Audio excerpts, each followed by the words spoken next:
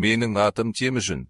Кейін жұрт мені Шыңғыс хан деп атады. Бірақ ол атаққа жету үшін мен қан мен көз жасты, аштық пен сатқындықты бастан кештім.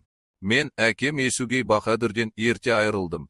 Әкем өлген соң біздің ру бізді тастап кетті. Анам, бауырларым және мен далада жалғыз қалдық. Біз аң аулап, тамыр қазып күн көрдік. Сол кезде мен бір нәрсені түсіндім. Күш текте емес, бірлікте.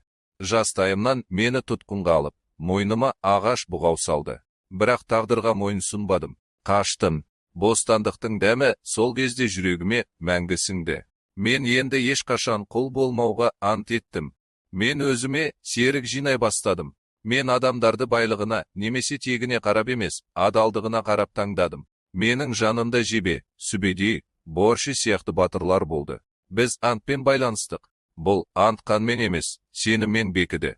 Мен моңғол тайпаларын бірлеп біріктірдім. Кейде сөзбен, кейде семсермен. Себебі далада әлсіздікке орын жоқ еді. 1206 жылы ұлы құрылтайда мені бүкіл моңғолдың ханы Шыңғыс хан деп жариялады. Сол күннен бастап менің мақсатым айқын болды. Тәртіп орнату, заң енгізу және ұлы далаға бейбітшілік әкелу. Мен яса заңын шығардым. Онда ұрлыққа, сатқындыққа, опасыздыққа кешірім жоқ еді. Бірақ еңбегі сіңген адам қай рудан болса да жоғарылай алатын. Біз ат үстінде өстік. Әскерім темірдей тәртіпке бағынды. Біз алысты барладық.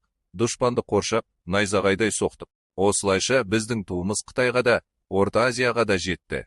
Мен империяны тек жер үшін емес, ұрпақ болашақ үшін құрдым.